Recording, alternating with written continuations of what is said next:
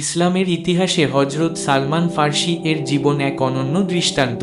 তিনি জন্মগ্রহণ করেছিলেন এক সম্ভ্রান্ত পার্সি পরিবারে, যেখানে অগ্নিপূজা প্রচলিত ছিল।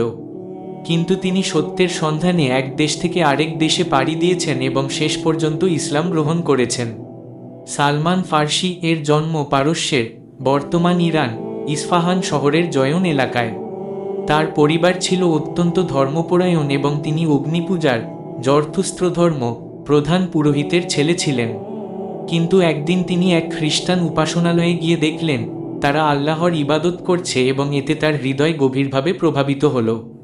তিনি বুঝতে পারলেন অগ্নিপূজা সত্য ধর্ম নয়। তিনি গোপনে খ্রিস্টানদের সঙ্গে যোগাযোগ করলেন এবং জানতে চাইলেন সত্য ধর্ম কি। সালমান ফার্সি খ্রিস্টধর্ম গ্রহণ করলেন এবং তার বাবার কাছ থেকে পালিয়ে সিরিয়ায় চলে গেলেন। সেখানে তিনি এক খ্রিস্টান পাদ্রীর কাছে ধর্মীয় শিক্ষা নিলেন। কিন্তু সময়ের সঙ্গে সঙ্গে তিনি দেখলেন এই ধর্মেও অনেক অনৈতিকতা ঢুকে গেছে। এরপর তিনি এক সৎ খ্রিস্টান পাদ্রীর কাছ থেকে শুনলেন আখেরি নবী আসবেন, যিনি সত্য ধর্ম প্রচার করবেন। তিনি নবী এর কিছু বৈশিষ্ট্য জেনে নিলেন। তিনি আরব দেশে আসবেন। তিনি সদকা নেবেন না, তবে উপহার গ্রহণ করবেন। তার পিঠে নবুয়তের বিশেষ চিহ্ন থাকবে। সালমান সত্য নবীর সন্ধানে আরবের পথে রওনা হলেন।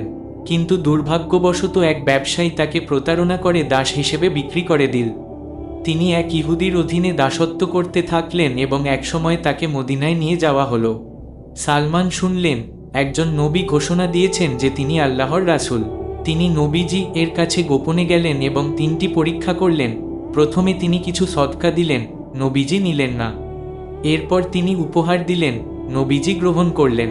তারপর তিনি নবী এর পিঠে নবুয়তের মোহর দেখার অনুমতি চাইলেন, নবীজি তাকে দেখালেন। এতেই তার সন্দেহ দূর হয়ে গেল এবং তিনি সাথে সাথে ঈমান আনলেন। খন্দক যুদ্ধের কৌশল। সালমান এর পরামর্শে মদিনার চারপাশে খন্দক পরিখা খনন করা হয়েছিল, যা মুসলমানদের বিজয় এনে দেয়। সত্যের সন্ধানে অদম্য প্রচেষ্টা। তিনি তার গোটা জীবন সত্য ধর্মের সন্ধানে কাটিয়েছেন, যা আমাদের জন্য বড় শিক্ষা। উমর এর শাসনে গভর্নর নিযুক্ত হন। তিনি পারস্য বিজয়ের পর মদিনার গভর্নর হয়েও অত্যন্ত সাধারণ জীবন যাপন করতেন। সত্যের সন্ধান, সত্য ধর্ম পাওয়ার জন্য তিনি নিজের পরিবার, দেশ ও সবকিছু ত্যাগ করেছেন। ধৈর্য ও দৃঢ়তা, দাসত্বের জীবন কাটিয়েও তিনি ইসলাম গ্রহণে অবিচল ছিলেন। বুদ্ধিমত্তা ও কৌশল, তার দেওয়া পরীক্ষার কৌশল মুসলমানদের বিজয় এনে দিয়েছিল।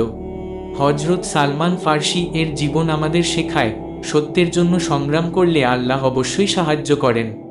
তার এই